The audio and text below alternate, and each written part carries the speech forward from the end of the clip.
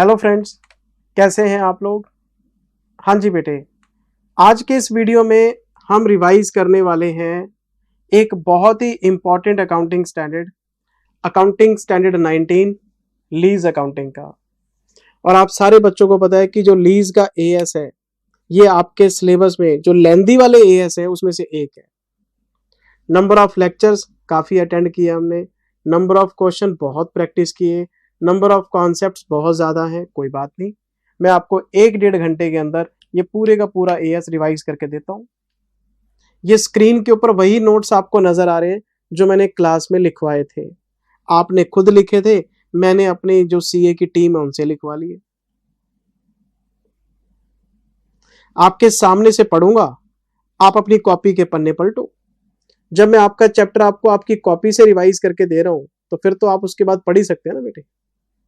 तो मैं इसको शुरू करता हूं। ये राजी हमारा पार्ट नंबर 1 आप जानते हैं, लेक्चर नंबर 1, वीडियो नंबर 1, पहली क्लास लीज के ऊपर। और मैंने इसमें पहला कॉन्सेप्ट शुरू किया था इंपॉर्टेंट डेफिनेशंस के नाम से। फर्स्ट कॉन्सेप्ट था हमारा, और आपको मैंने पहली डेफिनेशन बताई थी meaning of lease. Important definition हमने शुरू किए थे और पहला कॉन्सेप्ट लीज। लीज कहते किसको है, जिसकी अकाउंटिंग आप सीखने जा रहे हैं। क्या है लीज? बड़ी सिंपल सी डेफिनेशन थी। Lease is a contractual arrangement. Screen पे देखते रहो या अपनी कॉपी से पढ़ो। Lease is a contractual arrangement, lease एक कॉन्ट्रैक्ट है, whereby a lessor, lessor कौन? एसेट का मालिक, owner. A lessor conveys to the lessee, convey का मतलब ट्रांसफर करना, लेसी का मतलब किराएदार। Lease is a contractual arrangement whereby a lessor conveys to the lessee, क्या ट्रांसफर कर रहा है? Right to use an asset. Asset का मालिक एसेट के किराएदार को एसेट यूज करने का राइट दे रहा है। एसेट बेच नहीं रहे, यूज करने के लिए दे रहे हैं। मेरे पास एक एसेट है, मेरे पास एक मशीन है, मैंने सामने वालों को बोला मशीन आप रख लो, यूज कर लो। वो मेरी मशीन यूज करेगा, उसके बदले में पैसे ले लूंगा मैं। वो बोलेगा जी मैं कब तक यूज कर सकता हूं, 1 साल, 2 साल, 4 साल, 5 साल, टाइम फिक्स कर लेंगे हम। Lease is a contractual arrangement whereby lessor conveys to the lessee right to use an asset for agreed period of time in return of a payment और सीरीज ऑफ पेमेंट। या तो पैसा इकट्ठा ले लेंगे या फिर आपको वो पैसा मंथली, ईयरली, क्वार्टरली देता रहेगा सीरीज के अंदर। आपको पूरी बात बताई थी। है क्या? रेंट एग्रीमेंट है। मैं अपनी एसेट किसी को किराए पे दे रहा हूं, वो उसको यूज करेगा, उसके बदले में पैसे दे देगा और उसका टाइम फिक्स कर लेंगे कि कब तक वो उसको यूज कर सकता है। इसको लीज एग्रीमेंट कह देते हैं। पूरी बात क्लास में डिटेल में समझाई थी बेटे, एग्जाम्पल ले लेके। यहां तो मैं 5 मिनट के अंदर डेफिनेशन बोल गया, क्लास में कोई 5 मिनट थोड़ा ना लगाए थे। अब तो क्लिक करना चाहिए, हाँ सर ने बताया तो था। 2 तरह का लीज एग्रीमेंट बताया था आपको। या तो लीज एग्रीमेंट ऑपरेटिंग नेचर का होगा या फाइनेंस नेचर का होगा। या तो लीज आपकी ऑपरेटिंग लीज होगी या फाइनेंस लीज होगी। ये देखो definition, lease is a contractual arrangement whereby lessor conveys to the lessee right to use an asset for agreed period of time in consideration of payment और series of payment. Definition का tape recorder तो वैसे ही बजेगा बेटे, आज सुन लो 5 साल बाद सुन लो, मैं तो ऐसे ही बोलूंगा। मैं पिछले 20 साल से ऐसे ही बोल रहा हूं। 2 तरह की लीज होती है सर, कौन कौन सी? एक तो ऑपरेटिंग लीज होती है, एक फाइनेंस लीज होती है। सर ऑपरेटिंग लीज क्या थी? बड़ी सिंपल डेफिनेशन थी, जिस लीज को आप फाइनेंस लीज नहीं बोल सकते वो ऑपरेटिंग लीज है। जिस लीज को आप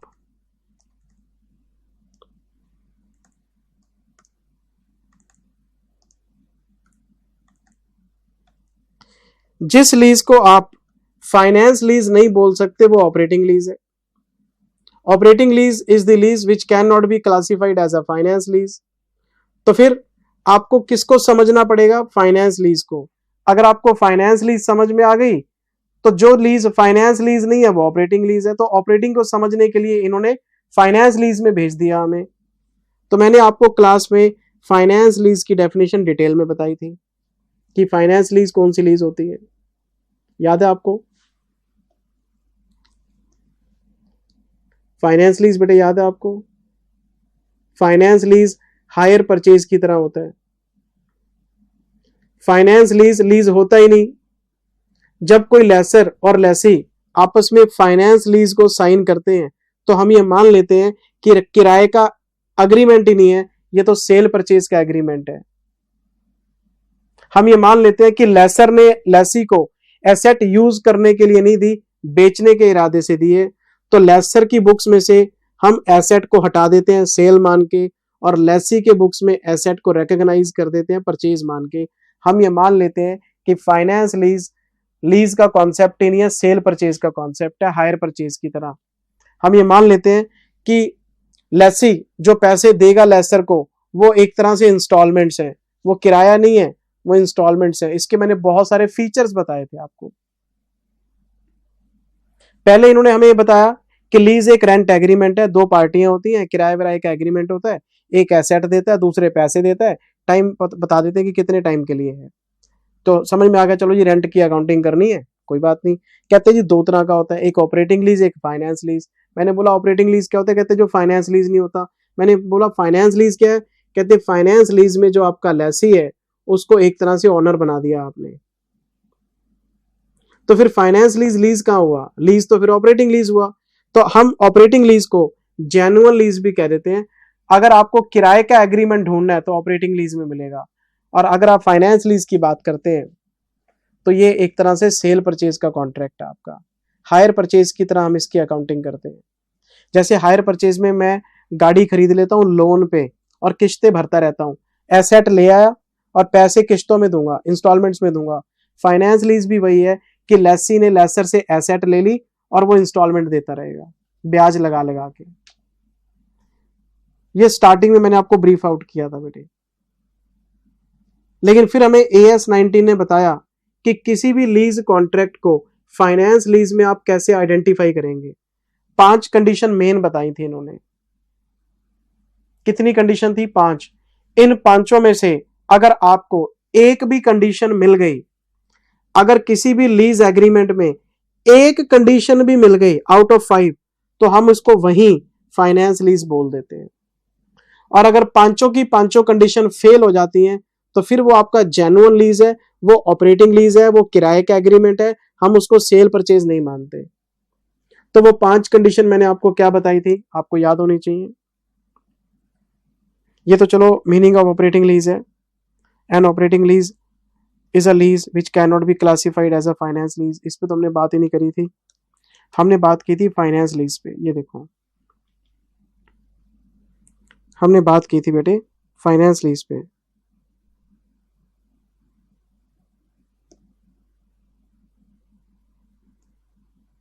ये देखो मीनिंग ऑफ फाइनेंस लीज। कितनी कंडीशन है? 1, 2, 3, 4 और एक 5। मैं आपको 5 रिवाइज करा देता हूं। फाइनेंस लीज में हमारा जो लेसर है, ये लेसी को, हमारा जो लेसर है ये लेसी को all risk all rewards incidental to ownership transfer कर देते हैं। ले जा, ऑनर्स वाले सारे रिस्क, ऑनर्स वाले सारे रिवॉर्ड्स आपके, और हम इसको अज्यूम्ड ऑनर मान लेते हैं। ये अज्यूम्ड ऑनर है। हम ये मान लेते हैं कि ये बायर है और ये अज्यूम्ड सेलर है। ऑनरशिप ट्रांसफर नहीं हो रही। मुझे पता है कि मैंने सामने वाले के साथ लीज कॉन्ट्रैक्ट किया है, मैंने उसको ऑनरशिप ट्रांसफर नहीं की, लेकिन accounting standard 1 substance over form की बात करता है कि आप लीगल स्टेटस के हिसाब से नहीं, ट्रांजैक्शन की रियलिटी के हिसाब से चलो। इस ट्रांजैक्शन के अंदर सारे फीचर वही हैं जो सेल परचेज वाले होते हैं। रियल में ऑनरशिप ट्रांसफर नहीं हो रही, छोड़ो उस बात को, लेकिन कॉन्ट्रैक्ट के फीचर ऐसे होते हैं कि आपको लगेगा कि यही मालिक है। आपको पूरी बात समझाई थी बेटे मैंने। और लेसी के बुक्स बनते ही इस हिसाब से कि उसने एसेट खरीदी है, लेसर के बुक्स बनते हैं उसने बेची है। और उसके लिए कितने पॉइंट्स थे? 5। अब ये रिस्क और रिवॉर्ड्स क्या है, मैं एग्जांपल बताता हूं। मैंने एक गाड़ी खरीदी लोन पे, HDFC बैंक से मैंने लोन करवा लिया और मैंने बैंक को बोला कि मैं आपका लोन 4 साल में भर दूंगा, मैं गाड़ी लोन पे ले रहा हूं। अब वो गाड़ी मेरे घर पे खड़ी है, ठीक, उसका इंश्योरेंस मैं कराऊंगा, उसकी रिपेयर मैं कराऊंगा, उसमें पेट्रोल मैं भरवाऊंगा, उसको चलाने के लिए ड्राइवर मैं रखूंगा, उसकी सैलरी मैं दूंगा। बैंक को क्या मतलब?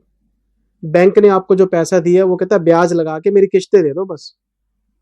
मैंने इंस्टॉलमेंट की पेमेंट शुरू कर दी, गाड़ी का यूज मैं कर रहा हूं, उसके बेनिफिट सारे मेरे हैं, मेरे फायदे में यूज हो रही है। 6 महीने बाद गाड़ी चोरी हो गई, आप बैंक के पास गए और बैंक को बोला आपकी गाड़ी चोरी हो गई, बैंक बोलेगा मेरे को मतलब नहीं है, मेरा लोन वापस करो, गाड़ी तुम्हारी है, तुम्हारे घर से चोरी हुई है। हमें क्या पता, हमारे पास तो लाखों कस्टमर है। All the risk and all the rewards, bank बोलेगा तुम्हारे पास इंश्योरेंस है, इंश्योरेंस क्लेम ले लो, हमें हमारा लोन वापस कर देना। गाड़ी का एक्सीडेंट हो गया, बैंक को क्या लेना देना, वो कहता हमने तो लोन दिया था आपको ब्याज पे, गाड़ी आपकी है, सही तरीके से नहीं चलाओगे तो आपका नुकसान है। सारे रिस्क और सारे रिवॉर्ड ऑनर्स। वैसे ही लेसी को बोल देता है कि भाई आप ही मालिक हो, एसेट आपकी है, आपके कंट्रोल में, आप ही जिम्मेदार हो, आपने जो फायदा लेना आप इसको यूज करो, मेरे को मेरे पैसे से मतलब है बस। और मैंने इसको 5 पॉइंट से एक्सप्लेन किया था, शायद आपको याद हो। 5 कंडीशन कौन कौन सी बताई थी? पहली condition, major part of life. क्या बताया था इसमें आपको कि आपके पास एक एसेट है, इसकी लाइफ है 10 ईयर्स, और जो लीज है, लीज भी हो गई है 10 ईयर्स। बताओ, जो एसेट की यूजफुल लाइफ है उसके बराबर ही आपने लीज पे दे दी, तो आपकी जो एसेट है शुरू से लेके एंड तक लेसी के पास रहेगी। ऐसा कौन सा किराएदार है जो एक बार आया और जाने का नाम ही नहीं ले रहा और पूरी की पूरी एसेट कंज्यूम कर गया? तो इसका मतलब आपका लीज पे देने का इरादा ही नहीं है, आप तो बेचने में विश्वास रखते हो, सामने वाला बेनिफिट ले रहा है उसके, लाइफ टाइम उसी के पास है। फिर हमने बोला जी इन्होंने मैनिपुलेट किया, इसको 6 साल कर दिया, तो फिर AS19 ने भी वर्ड यूज किया मेजर पार्ट। मेजर पार्ट का मतलब है मोर देन 50%। अगर आपको 10 साल में, अगर आप इसका 50% निकालो तो 5 साल बनते हैं। अगर आपका लीज पीरियड 5 साल से ऊपर है, मोर देन 5 ईयर्स है, तो वो अबव 50% हो जाएगा। हम मान लेंगे कि फाइनेंस लीज का केस है, आपने एसेट की मेजर लाइफ का हिस्सा तो लेसी को दे दिया, एसेट तो वो यूज कर गया सारी। जब एक ही किराएदार आया और मेजर पार्ट कंज्यूम कर गया तो आपका बेचने का इरादा है, आप तो ये सोच के दे रहे हो कि भाई तेरे को दे दिया, तू रख ले, तू यूज कर ले। और अगर हम ऑपरेटिंग लीज की बात करें, किराए की बात करें, तो किराएदार बदलते रहते हैं एसेट के, वो ऑपरेटिंग लीज है, वो जेन्युइन लीज है। 10 साल की लाइफ है, 1 साल के लिए राम को दे दी, 1 साल के लिए शाम को दे दी, 2 साल के लिए ए को दे दी। किराएदार बदलते रहते हैं, 6 महीने, 4 महीने, 1 साल, 2 साल, 3 साल। लेकिन आपका एक किराएदार आया और जाने का नाम ही नहीं ले रहा, तो कहते हैं भाई ये डाउटफुल है, ये फाइनेंस लीज का केस है। आपको याद होना चाहिए मेजर पार्ट। दूसरा, option to purchase. Option to purchase, 10 में से 6 साल आपने इसको लीज कर दिया, 10 में से 6 साल आपने लीज कर दिया, मेजर पार्ट सेटिस्फाई हो गया, आपने फाइनेंस लीज मान ली। लेकिन होता क्या प्रैक्टिकली, कई बार 10 में से 5 साल कर दिए। अब आपने सीए को बोला ये तो 50% है, मेजर पार्ट से ज्यादा नहीं है, ये तो 50% है, आप कह रहे थे मोर देन 50%, तो हमारा तो जी ऑपरेटिंग लीज है, फाइनेंस लीज नहीं है। लेकिन हमने एग्रीमेंट पढ़ा तो एग्रीमेंट में लिखा हुआ था कि 5 साल गुजरने के बाद हम लेसी को ऑप्शन दे रहे हैं कि वो हमसे एसेट खरीदना चाहे तो खरीद सकता है। तो 10 में से 5 साल तो वो किराएदार बन के रहा और बाकी के 5 साल वो मालिक बन जाएगा जब वो हमसे परचेज कर लेगा। आप किसी किराएदार को कभी ऑप्शन देते हो? किराएदार के पास अगर पैसे ही होते तो वो किराए पे क्यों लेता है एसेट? तो आप सामने वाले को अगर खरीदने की ऑप्शन दे रहे हो तो आपकी मंशा बेचने की है। भाई ये फाइनेंस लीज का केस है, ये ऑपरेटिंग लीज नहीं है, आपको बताया था मैंने। तीसरी condition, compulsion to purchase. Compulsion to purchase, सामने वाले को बोला आपने कि 10 में से 5 साल आपको लीज पे दे रहा हूं बाकी बचेंगे 5 साल, तो आपको परचेज करना ही पड़ेगा। मैंने एसेट खरीदी आपके लिए, 5 साल किराएदार बन के रहो, 5 साल मालिक बन के रहो। तो eight the end of 5th year जब आपका लीज एग्रीमेंट एक्सपायर हो जाएगा, आपको ये एसेट हमसे खरीदनी ही पड़ेगी, हम आपको बाउंड करते हैं। If lessee is bound to acquire the asset at the end of lease period, तो फिर किराए की मंशा कहां है? बेचने की मंशा है। कुछ टाइम किराएदार हो, कुछ टाइम मालिक हो, तो भाई तुम शुरू से मालिक हो। फाइनेंस लीज में हम इसको शुरू से मालिक मान लेते हैं। ये जेन्युइन लीज नजर ही नहीं आ रही। आपका तो फाइनेंसिंग एग्रीमेंट है, हम तो इसमें हायर परचेज वाली अकाउंटिंग करेंगे, हम इसमें ब्याज का मॉडल लगाएंगे। लेसर फाइनेंस इनकम बुक करेगा और लेसी फाइनेंस चार्ज बुक करेगा। इंटरेस्ट मॉडल ही चेंज कर दिया, अकाउंटिंग मॉडल ही चेंज हो जाएगा आपका। रेंट कहां है आपका? आप तो प्रिंसिपल पे कर रहे हो। फिर एक और कंडीशन बताई थी, present value of MLP equal to fair value of asset. MLP का फुल फॉर्म सबको पता है, minimum lease payment. Minimum lease payment में दो चीजें आती हैं, लीज रेंटल प्लस जीआरवी। अगर एमएलपी की प्रेजेंट वैल्यू, मतलब लेसी ने जो पैसे फ्यूचर में देने हैं, पहला रेंटल, दूसरा रेंटल, तीसरा रेंटल, चौथा रेंटल और जीआरवी गारंटीड रेजिडुअल वैल्यू, उसको डिस्काउंट किया, डिस्काउंट करके प्रेजेंट वैल्यू निकाली। मतलब प्रेजेंट वैल्यू निकालने का मतलब ब्याज हटा दिया, प्रिंसिपल बच गया। अगर ये प्रिंसिपल एसेट की फेयर वैल्यू के बराबर है तो आपने एसेट की पूरी कीमत चुका दी है। ऐसा कौन सा किराएदार है जिसने एसेट की पूरी कीमत चुका दी हो? अगर मैं कोई गाड़ी लोन पे लेके आता हूं या कोई एसेट लोन पे लेके आता हूं, तो मैं जब उसकी इंस्टॉलमेंट्स भरूंगा तो एक टाइम ऐसा आ जाएगा जब सारी किस्तें चली जाएंगी, सारी पेमेंट हो जाएगी, अब एसेट मेरी है। ये तो वही काम है, आपने इतनी पेमेंट कर दी कि फेयर वैल्यू बराबर होगी एसेट की, तो आपने एसेट की पूरी कीमत चुका दी है, तो आपका किराए का मंशा ही नहीं है, आपका तो खरीदने बेचने की मंशा है। हम तो अकाउंटिंग वही करेंगे आपकी। ऐसा कौन सा किराएदार है जिसने किराए पे एसेट ली और इतना किराया दे दिया कि एसेट की पूरी कीमत ही कवर हो गई? पॉसिबल ही नहीं है। फाइनेंस लीज का केस है सर, अब तो इस पे फाइनेंस लीज की अकाउंटिंग फॉलो करेंगे। ये दो तरह की जो लीज मैंने आपको क्लास में बताई थी, इन दोनों की अकाउंटिंग अलग अलग तरीके से होती है।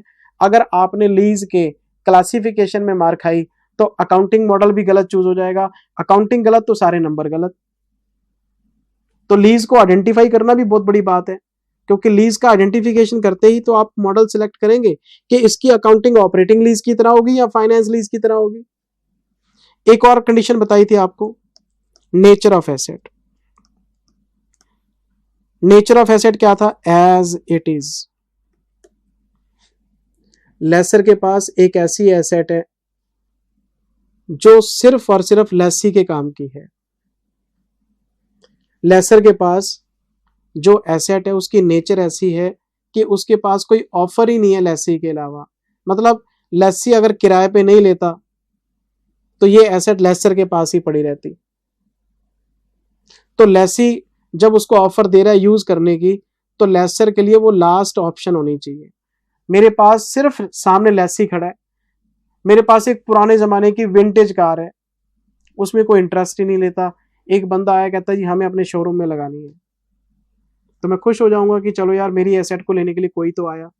अगर किसी एसेट की नेचर ऐसी है, मैं तो क्लास में स्कूटर का एग्जांपल देता हूं अपना, जतिन वाला, याद है आपको?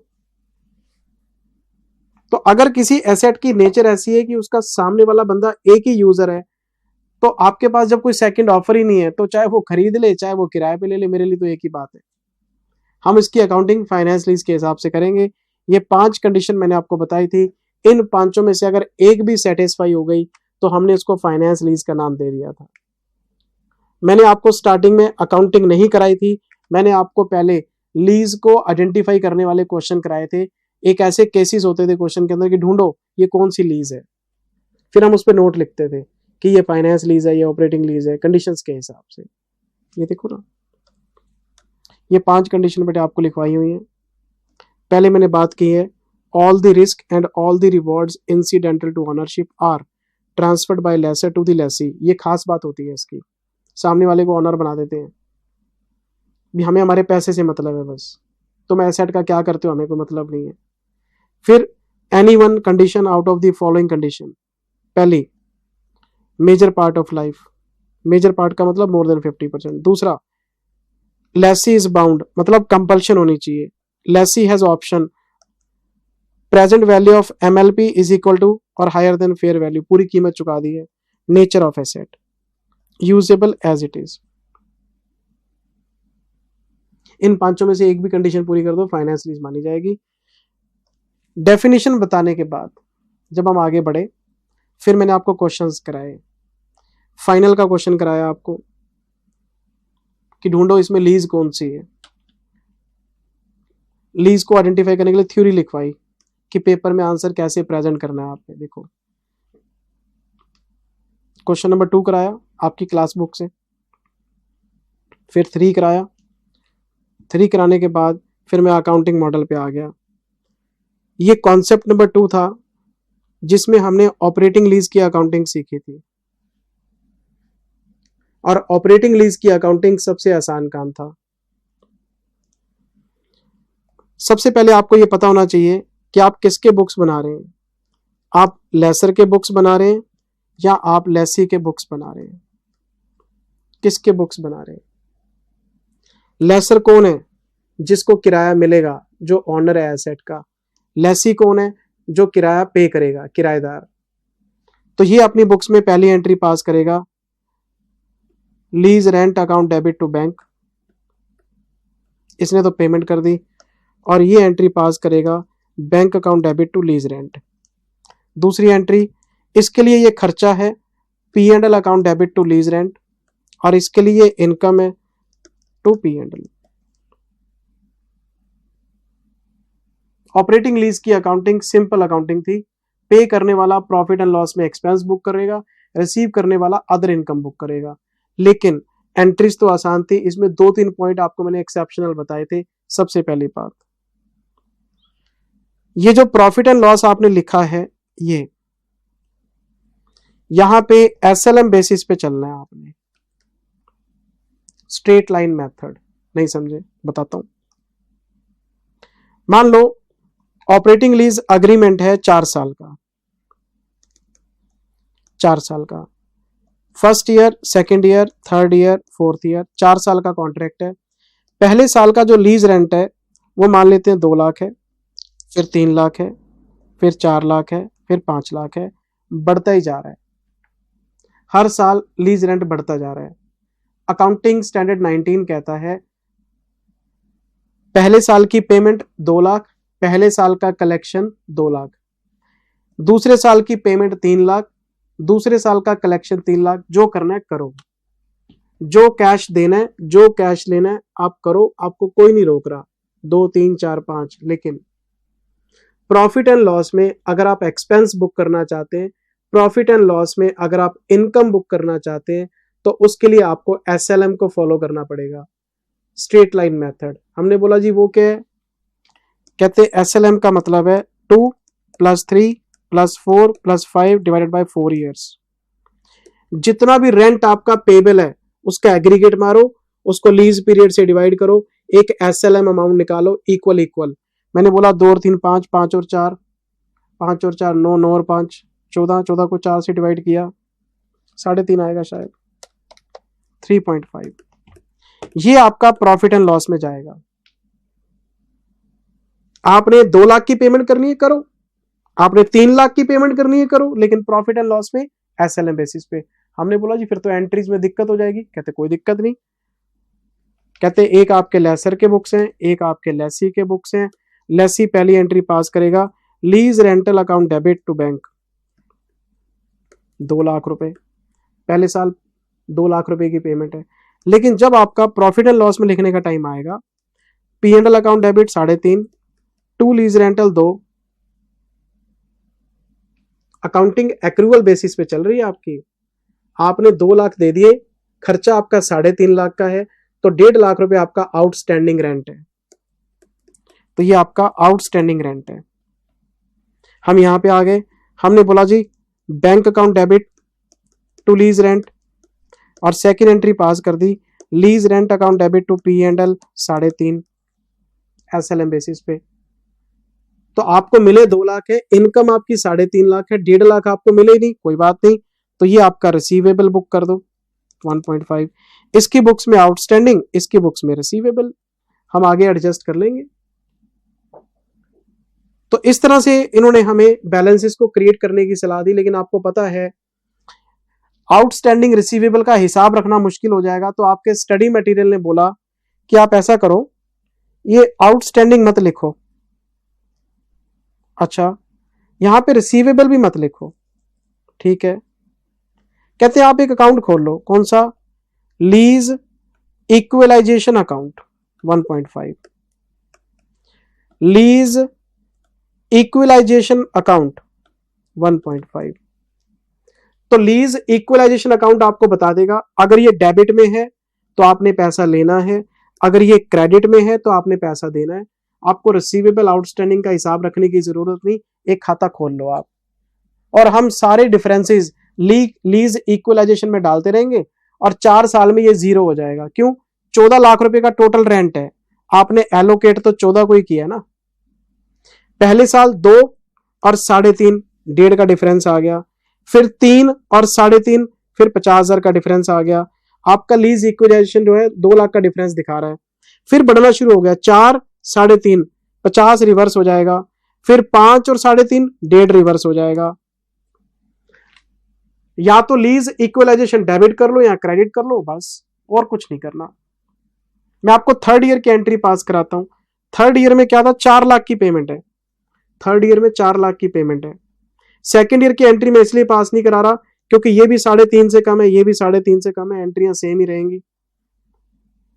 मैं चलो नेक्स्ट ईयर में आ गया, lease rental account debit to bank 4 lakh, P&L account debit 3.5 to lease rent 4, तो फिर लीज इक्वलाइजेशन को हम डेबिट कर देंगे 0.5 से, तो जो पुराना बैलेंस पड़ा है वो अपने आप रिवर्स होना शुरू हो जाएगा, क्योंकि इसके पास तो लीज इक्वलाइजेशन का क्रेडिट बैलेंस पड़ा है, यहाँ पे डेबिट होना शुरू हो गया, अपने आप रिवर्सल हो जाएगा। तो क्रेडिट डेबिट चलते रहेंगे, लास्ट में 0 हो जाएंगे। लेकिन एक बात का ध्यान रखना है कि प्रॉफिट एंड लॉस में जाएगा तो SLM बेसिस पे, तो आपका पेमेंट, आपका कलेक्शन जो मर्जी करते रहो आप, क्योंकि अकाउंटिंग हम कैश बेस पे वैसे भी नहीं करते। जब कैश बेस पे चलना ही तो हमें क्या फर्क पड़ता है। ये पूरी कहानी आपको सुनाई थी बेटे, ये देखो,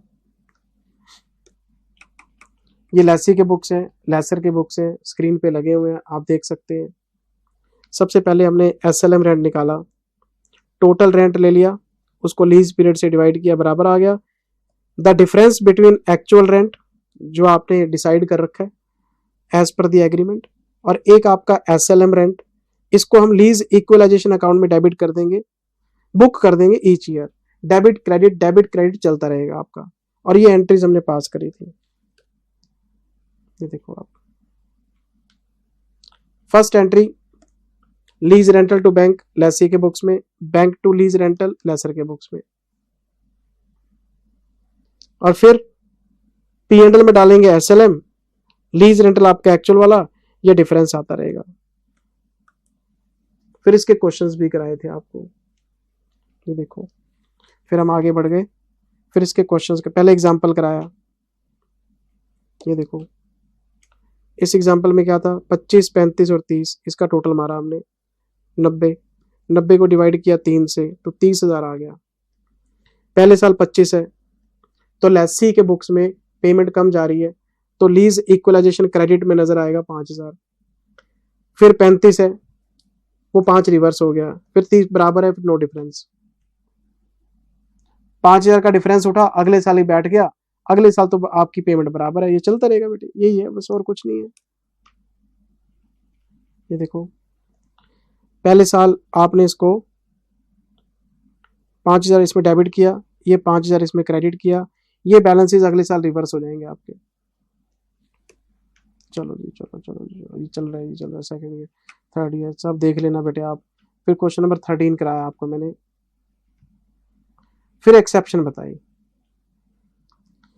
ये किस चीज की एक्सेप्शन थी, SLM बेसिस पे, मतलब आपके अकाउंटिंग स्टैंडर्ड 19 में साफ साफ लिखा हुआ है कि ऑपरेटिंग लीज में SLM को फॉलो करना है, लेकिन अगर आपको SLM के अलावा कोई सिस्टमेटिक एलोकेशन नजर आए तो सिस्टमेटिक एलोकेशन भी इनकम और एक्सपेंस को बुक करने का बेस बन सकता है।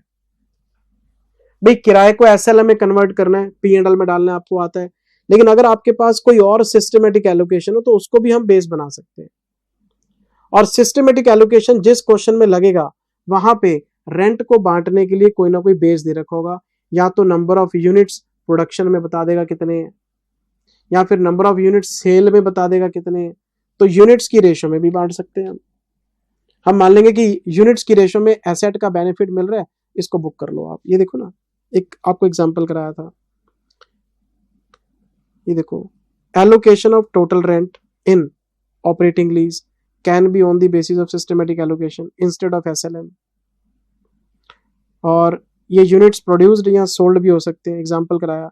नेचर ऑफ लीज ऑपरेटिंग है, लीज रेंटल आपको दे रखे हैं, यूनिट्स की प्रोडक्शन दे रखी है आपको, तो कोई बात नहीं, इसकी रेशो बना ली हमने, 1 2 3 रेशो बना के इसमें बांट लिया।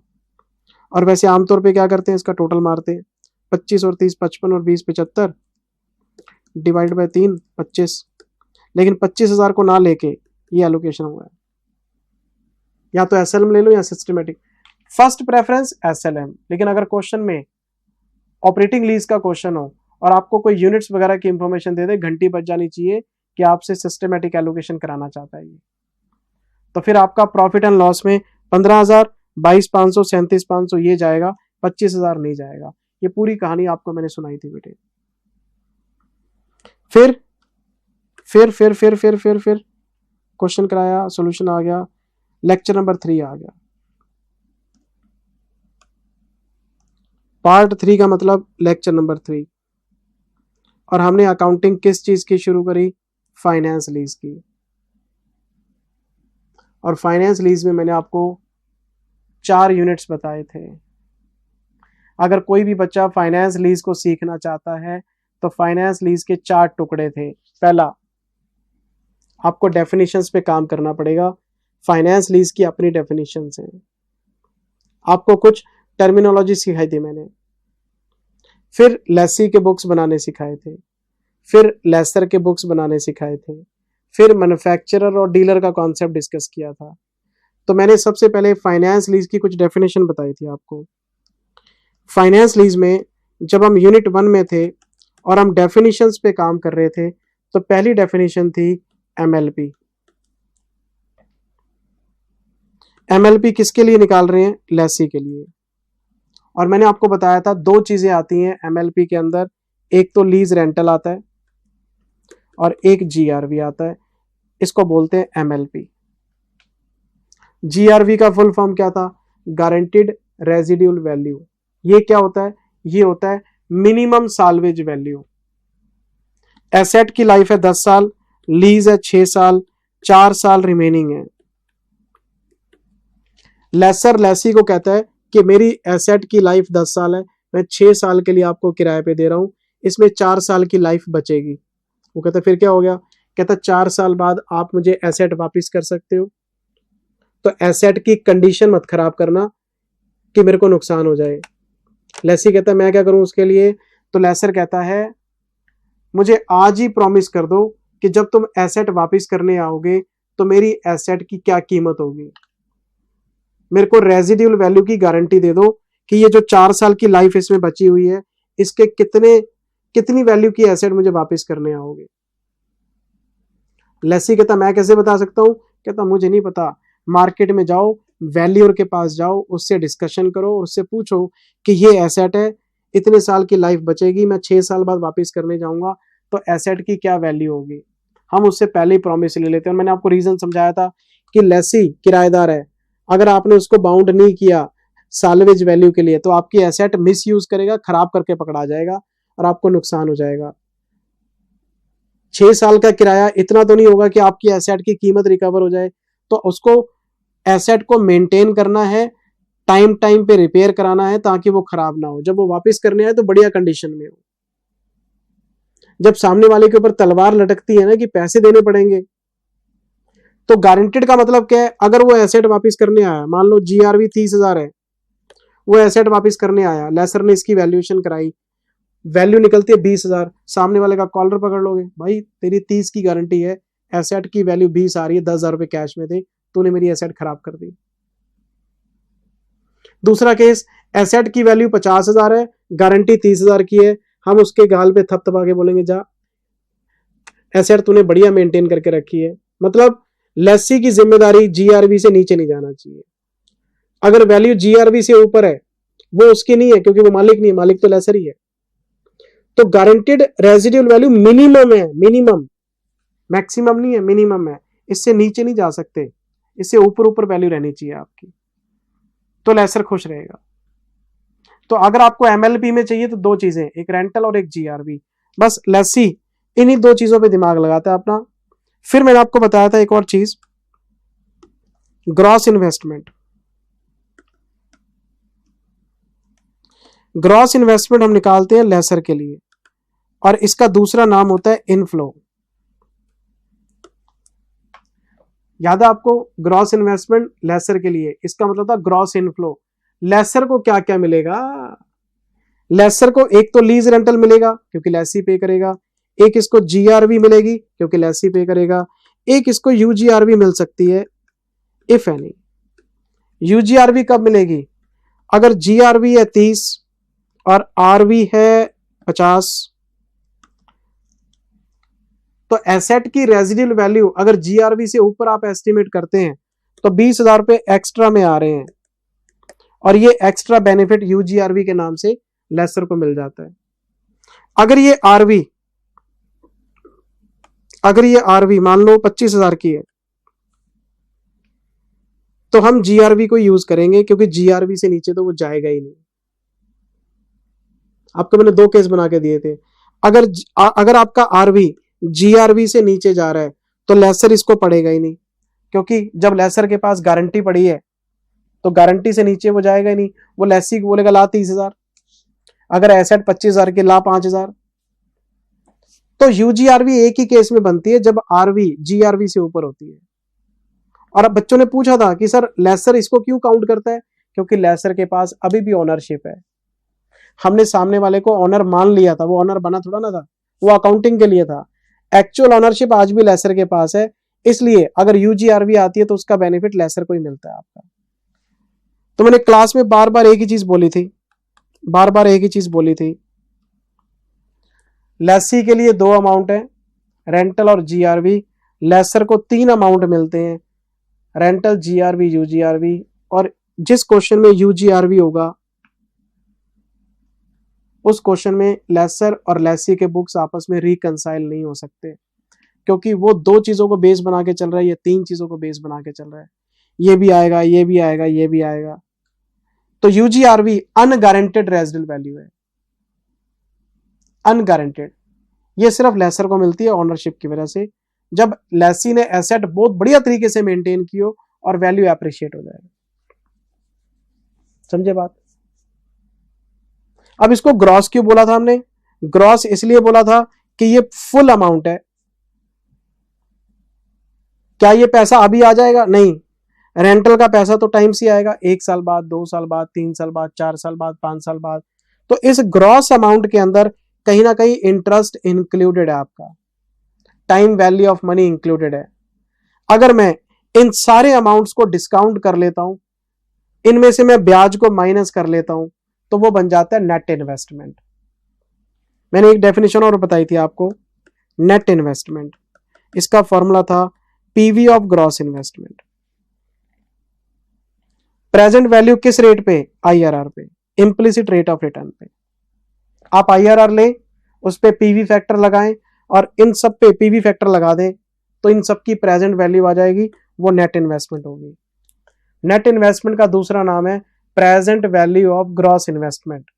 इन दोनों में फर्क किस चीज का है, इन दोनों में फर्क है ब्याज का। अगर मैं इंक्लूडिंग इंटरेस्ट अमाउंट देखता हूं तो वो ग्रॉस है, ब्याज को हटा के देखता हूं तो वो नेट है। अच्छा, एक बात और बताई थी कि जो पीवी ऑफ ग्रॉस इन्वेस्टमेंट है और जो फेयर वैल्यू ऑफ एसेट है ये सेम होंगे। अगर आपके क्वेश्चन में एसेट की फेयर वैल्यू दे रखी है और आप ग्रॉस इन्वेस्टमेंट को डिस्काउंट करके नेट इन्वेस्टमेंट निकालते हैं, तो फेयर वैल्यू और नेट इन्वेस्टमेंट सेम होंगे आपके। क्यों? अकाउंटिंग आईआरआर पे करते हैं। लेकिन मैंने बोला था आप फेयर वैल्यू को इग्नोर करो, ग्रॉस इन्वेस्टमेंट की डिस्काउंटिंग करके दिखाया करो, क्योंकि आजकल गधे पेपर चेक करते हैं, नंबर काट लेते हैं बच्चे के। सीधा फेयर वैल्यू मत लिखना, तो पहले ग्रॉस इन्वेस्टमेंट लिखना, फिर उसको डिस्काउंट करके नेट निकालना, फिर उसका इस्तेमाल करना। तो वर्किंग नोट बना के देना पेपर में। अच्छा, फिर आपको एक डेफिनेशन और बताई थी, यूएफआई। ये क्या था? Unearned finance income. ये किसके लिए निकाल रहे हैं? ये भी लेसर के लिए निकाल रहे हैं। लेसी जो पेमेंट करता है उसके लिए वो फाइनेंस चार्ज होता है। फाइनेंस इनकम किसके लिए? लेसर के लिए, क्योंकि ब्याज तो ये कमाएगा। तो बड़ी सिंपल सी फॉर्मूला था, जीआई माइनस एनआई। यही तो था ब्याज आपका। Gross investment minus net investment, ये आपका ब्याज है। तो आप लीज के अंदर जाने से पहले आप पहले ही बता सकते हैं कि ब्याज कितना मिल रहा है आपको। जो पैसे फ्यूचर में मिलने वाले हैं उसको आईआरआर से डिस्काउंट कर लो, उनकी प्रेजेंट वैल्यू निकाल लो, डिफरेंस आपका ब्याज है। ग्रॉस और नेट का डिफरेंस आपका ब्याज है। तो आप किसी भी प्रैक्टिकल क्वेश्चन के अंदर यूएफआई खड़े खड़े निकाल सकते हैं। फिर मैंने आपको बताया था कि इसको हम अनअर्न्ड क्यों कह रहे हैं, क्योंकि अभी कमाया नहीं है, अभी तो पैसे आने शुरू होंगे, फिर जेब में आएंगे, फिर रियलाइज होंगे, फिर हम मानेंगे कि पैसा आ गया। अभी तो कैलकुलेशंस हैं। ये सारी कैलकुलेशन मैं on the date of lease agreement कर रहा हूं, इसलिए अनअर्न्ड है। जब कमा लूंगा, लीज खत्म हो जाएगी, तब अर्न्ड हो जाएगा। तो ये एडवांस कैलकुलेशन होती है आपकी। तो एमएलपी में 2 चीजें, ग्रॉस में 3 चीजें। ग्रॉस में 3 चीजें तो इसकी डिस्काउंटिंग में भी 3 चीजें। दोनों का डिफरेंस ब्याज, और एक था IRR, internal rate of return. और मैंने बोला था कि एफएम का टीचर, शायद एफएम सेकंड ग्रुप में है, एफएम में आप आईआरआर की कैलकुलेशन बहुत डिटेल में पढ़ोगे। एफएम का टीचर बहुत डिटेल में पढ़ाता है, मेरे यहां काम में नहीं आती। और ये हमेशा क्वेश्चन में गिवन रहेगा। आपने क्वेश्चन लिया, आईआरआर दे रखा होगा कि implicit rate of return. Implicit rate of return is the rate at which lessor earns interest. ये वो रेट है जिसपे लेसर कमाता है और लेसी पे करता है, और ये हमेशा क्वेश्चन में गिवन होगा। लेकिन फिर भी मैंने काम चलाऊ फॉर्मूला बता दिया था आपको।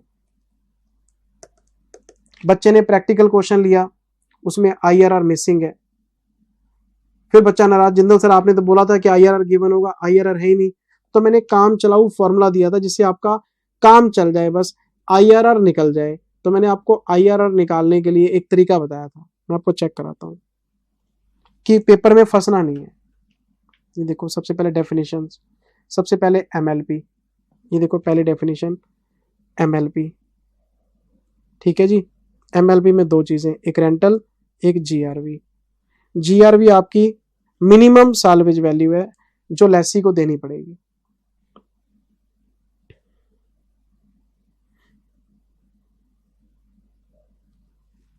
ये आप पढ़ लेना। फिर मैंने आपको बताया ग्रॉस इन्वेस्टमेंट, ये ब्याज इंक्लूड है इसमें, लेसर के लिए निकाल रहे हैं। Lease rental, GRV, UGRV. UGRV तभी आएगा जब ये ज्यादा होगा। UGRV shall exist only if, अगर लेसर का एस्टिमेट ज्यादा है जीआरवी से। तो लेसर किस तरफ जाएगा? Whichever is higher. RV और GRV whichever is higher. अगर जीआरवी ज्यादा है तो जीआरवी की तरफ ज्यादा है, आरवी ज्यादा है तो फिर यूजीआरवी निकाल लेगा वो। पूरी कहानी सुनाई थी बेटे आपको। फिर नेट इन्वेस्टमेंट आ गई थी हमारी, ये देखो ना, ये तो हमारा यूएफआई है, ग्रॉस माइनस नेट। नेट का मतलब क्या था? नेट का मतलब क्या था? PV of gross, discounted value. IRR पे लेना है बस आपने। ये यूएफआई हो गया, फिर आईआरआर हो गया। आईआरआर की कैलकुलेशन काम चलाऊ कराई थी मैंने आपको। It will be discussed in detail in FM teacher in second group. Ask logics from FM teacher. पर मैंने आपका क्वेश्चन करने का तरीका बता दिया था कि अगर IRR मिसिंग हो तो IRR निकलता कैसे है। If IRR is not given in the lease questions, then we can calculate it with the help of following formula, काम चलाऊ कॉन्सेप्ट फॉर बैकअप। कि कहीं पेपर में आप हेल्पलेस ना हो जाओ, इसलिए काम चलाओ तरीका बताया था। पहला स्टेप, दो रेट अज्यूम कर लो। दो रेट अज्यूम करके दो रेट्स पे आप एनपीवी निकाल लो और फिर उस पर फॉर्मूला लगा दो, lower rate plus lower rate NPV upon, ये देखो ना, पहले दो रेट अज्यूम कर लो, एक 10 और एक 15। फिर इन दो रेट के ऊपर ये वर्किंग बना लो। इसको हम इंटरेस्ट भी बोलते हैं, एनपीवी बोल देते हैं, net present value. Outflow inflow का डिफरेंस निकाल लेते हैं। ये फॉर्मूला बेटे आप देख लेना। अब इसमें एग्जांपल में मैं आपको बताऊं, ये फॉर्मूला लगा दिया हमने, lower rate plus lower rate interest higher rate. ये फॉर्मूला याद करने वाली बात है। लॉजिक आपने किससे पूछने, एफएम के टीचर से। बस एक फॉर्मूला करा दिया कि पेपर में हेल्पलेस ना हो जाओ, लेकिन गारंटी है कि IRR गिवन ही होगा। मैंने तो आज तक कोई क्वेश्चन देखा नहीं पेपर में कि IRR मिसिंग हो। बस बैकअप के लिए करा दिया कि बच्चे कहीं मेरे को ब्लेम ना करें। डेफिनेशंस करने के बाद लेक्चर नंबर 4 स्टार्ट हो गया और मैंने इसमें सबसे पहले लेसी की बुक्स में अकाउंटिंग कराई आपको। लेसी की बुक्स में अकाउंटिंग कराई। जब हम लेसी के बुक्स में आते हैं तो पहला स्टेप होता है initial recognition, first entry pass करना। ये हम कब पास करते हैं, on the date of lease agreement. जिस दिन लेसी ने लीज एग्रीमेंट साइन किया उस दिन क्या एंट्री पास करता है। तो मैं फिर बोल रहा हूं, लेसी को आपने अज्यूम्ड बायर समझना है। हम ये मानते नहीं कि ये एसेट किराए पे लेके आया है, हम इसको शुरू से ही बायर मान लेते हैं। तो आमतौर पे एसेट खरीदने की एंट्री होती है asset account debit to cash. तो यहां पे एंट्री पास हो जाती है asset on lease debit to cash, तो कर नहीं सकते, तो टू लेसर अकाउंट।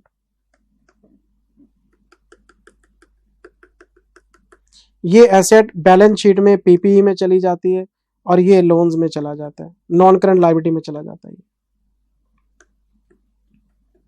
एक तरह से लोन्स हो गए आपके। फिर आपको मैंने बताया था ये एंट्री किस वैल्यू पे पास करनी है, ये तो ये था पीवी ऑफ एमएलपी पे।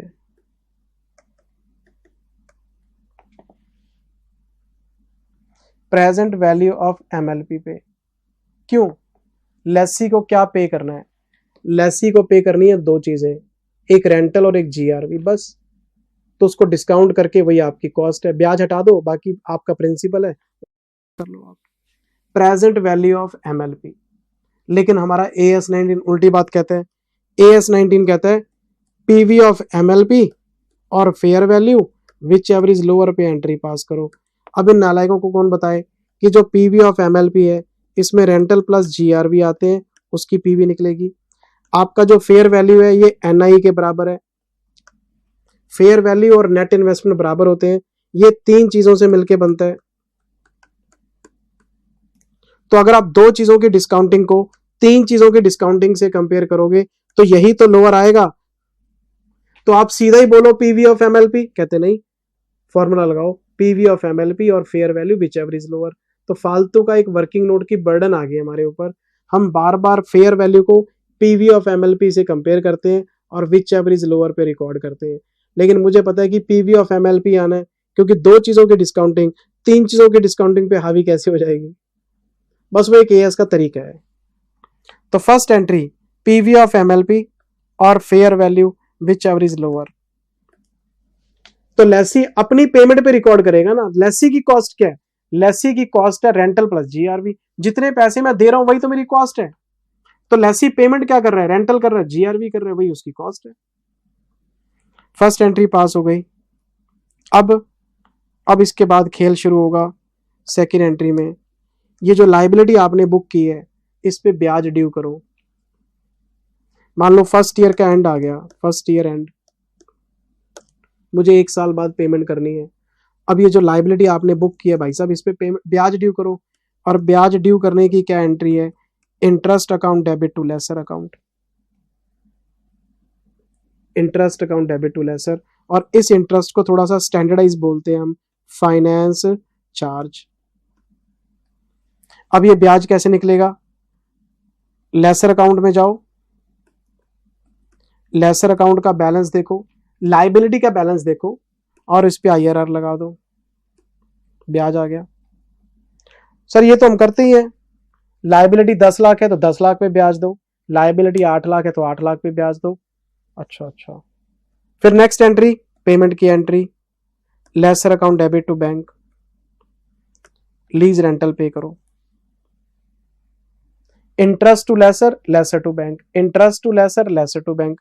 जब आप लेसर टू बैंक करेंगे तो ये आपका लीज रेंट है, इसमें ब्याज भी चला गया, प्रिंसिपल भी चला गया आपका।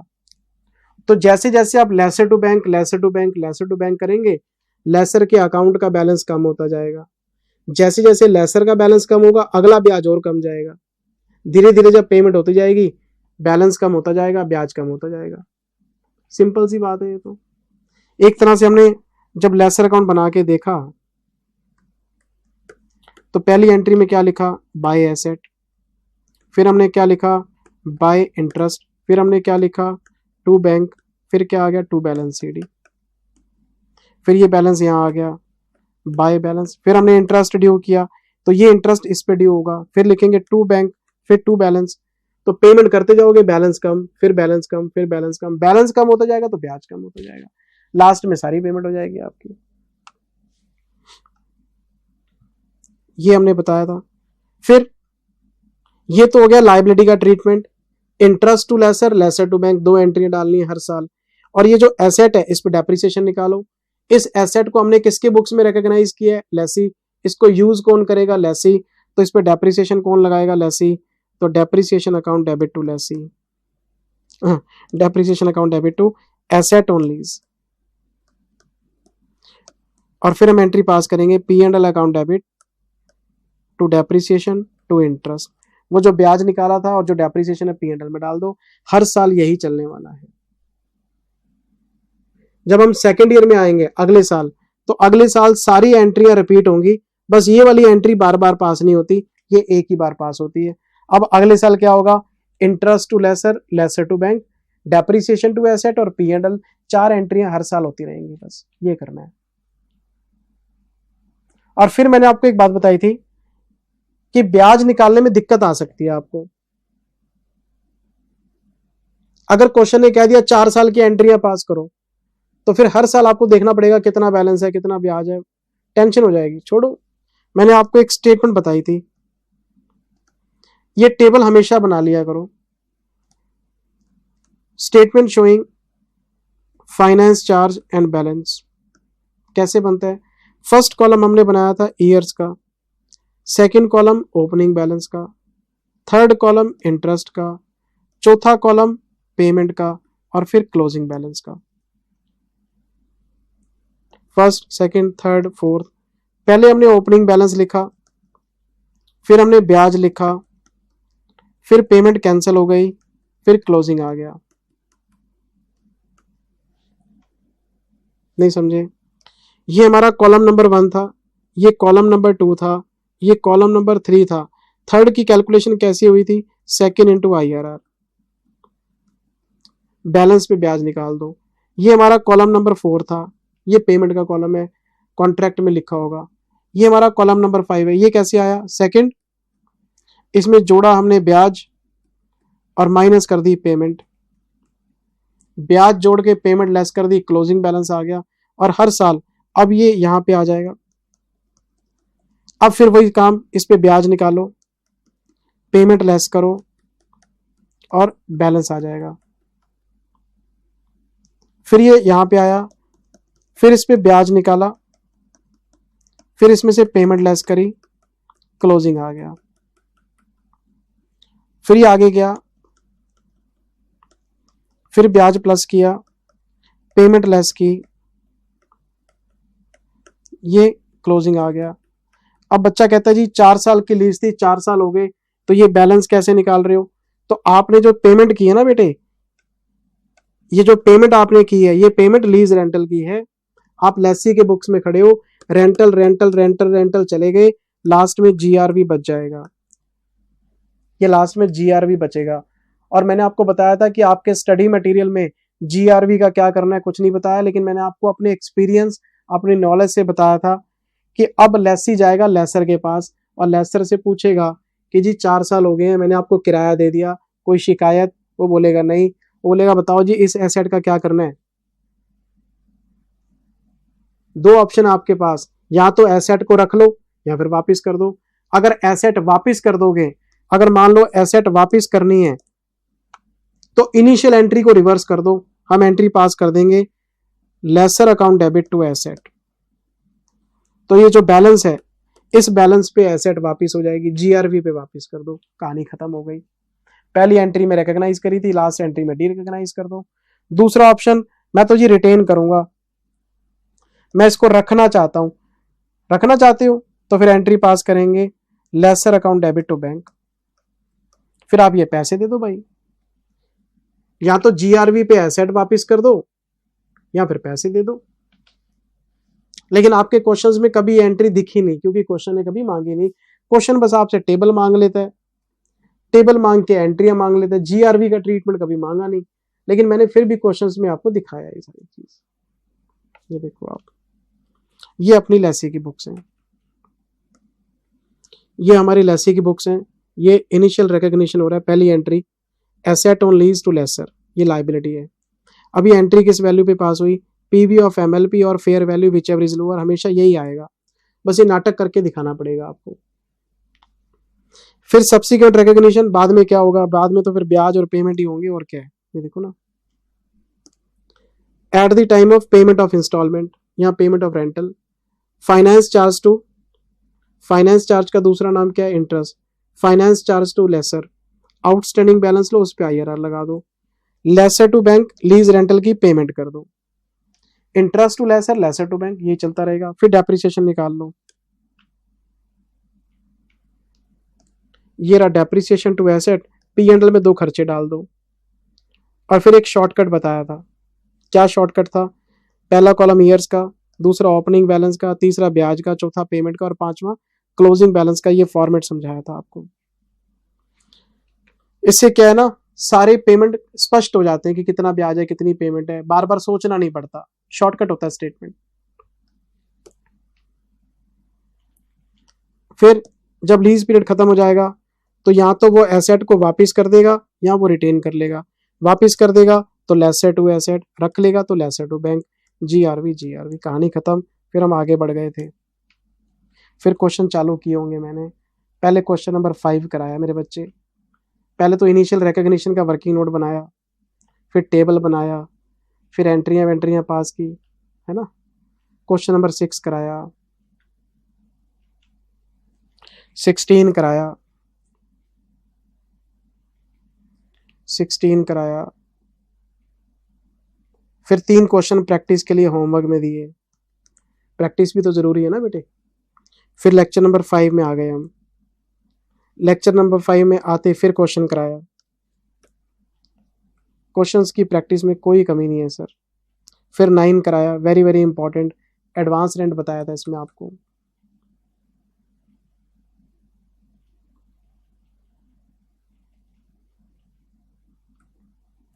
ये एडवांस रेंट वाला क्वेश्चन जरूर रिवाइज करना।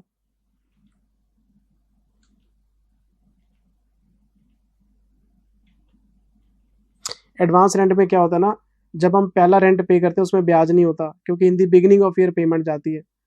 तो पहले रेंट में इंटरेस्ट नहीं होता, तो वो सेम डे माइनस हो जाता है बैलेंस में से, वो डाउन पेमेंट की तरह हो जाता है। तो जो ब्याज आप निकालोगे, मान लो ओपनिंग बैलेंस 60,000 है, आपने सेम डे एडवांस में 35,000 दे दिए, तो ओपनिंग बैलेंस 60 नहीं है, फिर 25 है, तो ब्याज 60,000 पे नहीं निकालना, 25 पे निकालना है। तो एडवांस रेंट में जो एडजस्टेड बैलेंस होता है ना ओपनिंग वाला, उस पर ब्याज निकलता है। मैं दिखाऊं जरा, तो आपने बात की है तो मैं आपको टेबल दिखाता हूं। जैसे ये हमारा ओपनिंग बैलेंस था 60,000 का, और पेमेंट जा रही है एडवांस में। एडवांस का मतलब in the beginning of year, तो हमने 35 दे दिए। तो ब्याज आपने 60 पे नहीं निकालना, ब्याज आपने 25,000 पे निकालना है। ये रहा ब्याज, आपका ओपनिंग बैलेंस एडजस्ट करके ब्याज निकालना है, बस इतना काम ध्यान रखना आपने, और कुछ भी नहीं।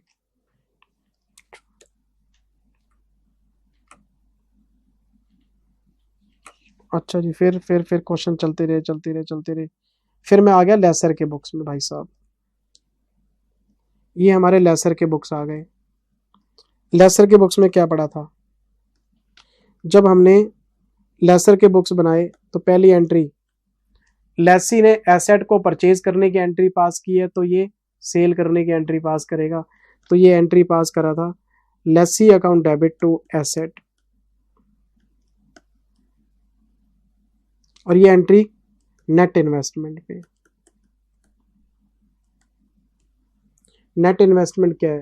Present value of gross investment.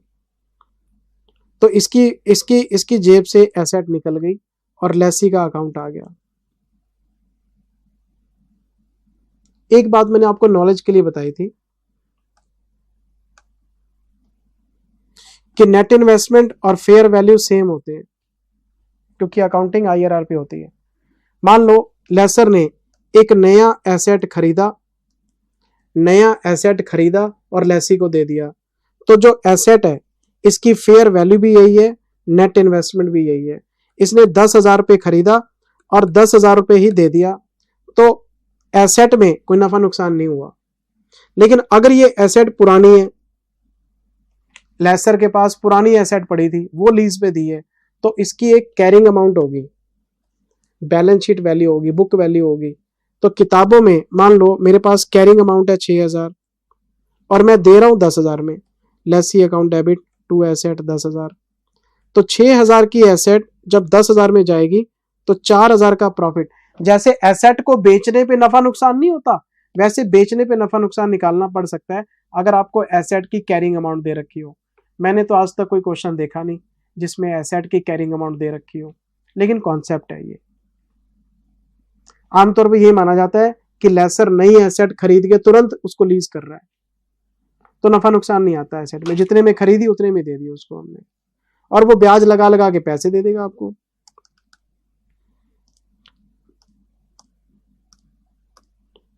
पहली एंट्री नेट इन्वेस्टमेंट का फॉर्मूला आपको पता है, ग्रॉस इन्वेस्टमेंट की प्रेजेंट वैल्यू। ग्रॉस इन्वेस्टमेंट में कितनी चीजें? 3, रेंटल, जीआरवी, यूजीएफ, इनको डिस्काउंट करके यहाँ पे लिख देना आपने। फिर हम सेकेंड एंट्री में आ गए। अब ये जो लेसी है ये क्या है? ये आपका रिसीवेबल है, आपने पैसे लेने हैं, ब्याज लगा लगा के पैसे ले लो। तो हम एंट्री पास करते हैं, lessee account debit to interest, इसको हम बोल देते हैं फाइनेंस इनकम भी। तो जो आउटस्टैंडिंग बैलेंस है इस पे आईआरआर लगा लो, बस आप ब्याज ले लो। Next entry, bank account debit to lessee, being rental received. उसने क्या एंट्री पास की थी? Interest to lessor, lessor to bank. ये क्या एंट्री पास कर रहे हैं? Lessee to interest, bank to lessee, वही एंट्री है सारी। वो ब्याज ड्यू करता है, ये इनकम ड्यू करता है, वो पेमेंट करता है, ये कलेक्शन कर लेता है। चौथी entry, interest account debit to P and L. Asset इसके पास है नहीं, एसेट के डेप्रिसिएशन का कलेश खत्म हो गया, डेप्रिसिएशन वो लगा ही रहा है।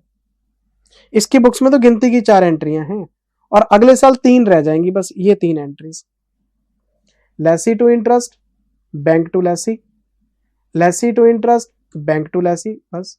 और ब्याज पीएनएल में इनकम बुक करता रहेगा अपनी।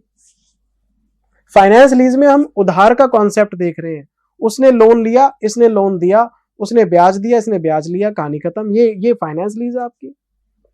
और ये बार बार कैलकुलेशन ना करनी पड़े तो टेबल वही बना लेते हैं, वही टेबल है। एक हमारे पास फर्स्ट कॉलम है पीरियड का,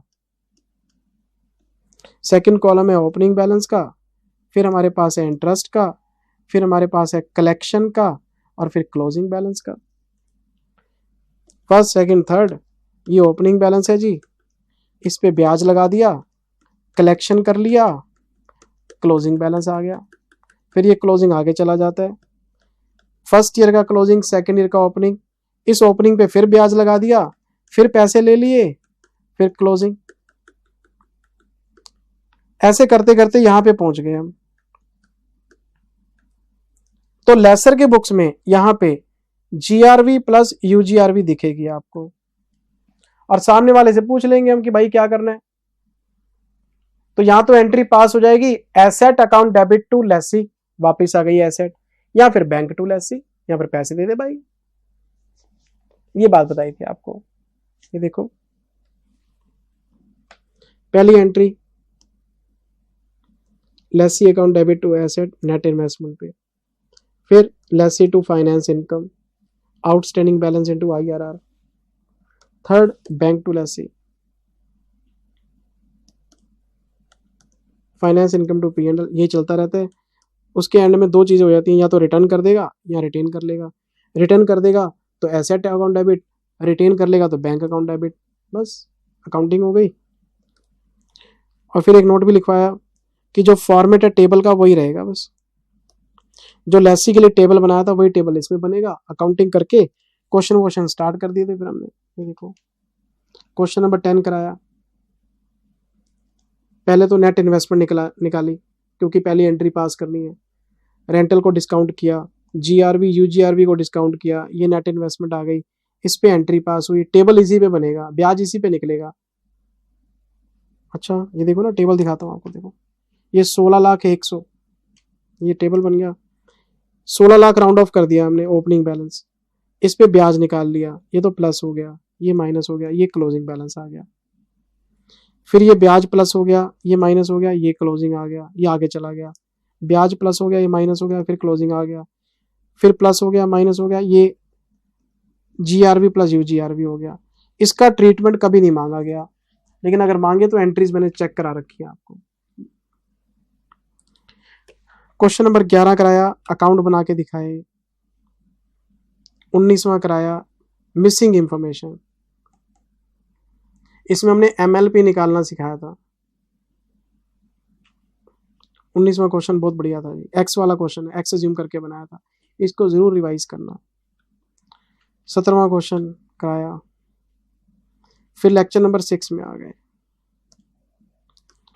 लेक्चर नंबर 6 में क्या बताया, अगर आपका लेसर मैन्युफैक्चरर और डीलर है तो क्या करोगे, कैसे। लेसी लेसर ये पहुंचा इसके पास, कहता जी एसेट चाहिए और वो भी लीज पे। लेसर कार का शोरूम खोल के बैठा है,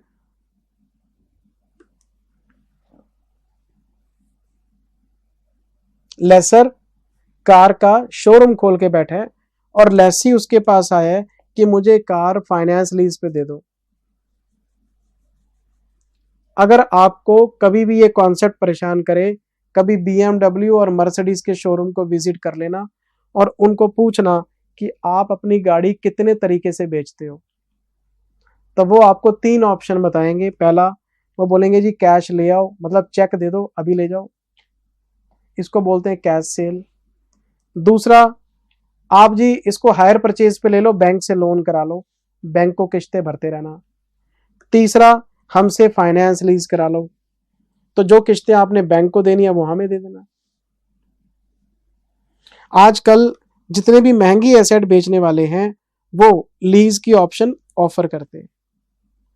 तो ये जो गाड़ियों का शोरूम है, यहाँ पे जो कार्स खड़ी हैं, ये कैश में भी बिकती है और ये फाइनेंस लीज पे भी बिकती है। इसको बोलते हैं लेसर डीलर। एक होता है कि मेरे पास एक मशीन पड़ी थी, मैंने किराए पे दे दी, मैं मशीन बेचने का काम नहीं करता, मेरे पास तो सिंगल एसेट थी, मैंने किराए पे दे दी, ये तो बन गया फाइनेंस लीज सिंगल एसेट का। तो जो हमने अभी क्लास में पढ़ा वो सिंगल एसेट के लिहाज से पढ़ा कि मैं कोई डीलर वीलर नहीं हूं, मैं तो एसेट मेरे पास पड़ी थी, मैंने किराए पे दे दी और किराया कमा लिया। लेकिन अगर मैं उसी चीज का बिजनेस करता हूं, मेरे पास कस्टमर आते ही रहते हैं, मैं तो बेचता ही रहता हूं, जो कैश मांगता है कैश में दे देता हूँ, लीज पे मांगता है लीज पे दे देता हूँ। तो अगर डीलर का केस आ जाए, अगर आपका लेसर डीलर है, मैन्युफैक्चरर डीलर है और वो इस तरह का काम करता है, उसके पास आप अकेले कस्टमर नहीं हो, आपके जैसे बहुत सारे कस्टमर हैं, अच्छा, तो फिर आपको जो लीज के टर्म्स हैं वो बहुत ध्यान से पढ़ने पड़ेंगे। हमने इस लेसर से पूछा कि तुम्हें एक कार कितने की कॉस्ट करती है। इसने बोला कि मैं गाड़ी 1,80,000 रुपये पर यूनिट परचेज करके लाता हूँ। मैंने बोला तुम बेचते कितने में हो, तुम्हारा नॉर्मल सेलिंग प्राइस कितना है। लेसर कहता है नॉर्मल सेलिंग प्राइस, अगर तुम्हारे पास कोई कैश लेके आ जाए, कोई उधार ना मांगे तुमसे, तुम्हारे पास कोई कैश लेके आ जाए, चेक बुक लेके आ जाए कि ये लो चेक और गाड़ी दे दो, तुम कितने पैसे मांगते हो। कहता है जी मैं 2.5 लाख रुपए में दे देता हूं। और अगर तुमसे कोई लीज मांगने आए तो क्या करते हो, तो कहता है जी मैं उनसे लीज रेंटल मांगता हूं कि तुम 50-50 हजार रुपए के 7 एनुअल 7 ईयर्स आप मेरे को पेमेंट कर देना। जीआरवी कहते जीआरवी 0 है, एक बार समझाने के लिए बोल रहा हूं, यूजीआरवी 0 है। अच्छा, तो मैंने लेसर को बोला यार तुम्हारे तो मजे, अगर कोई तुम्हारे पास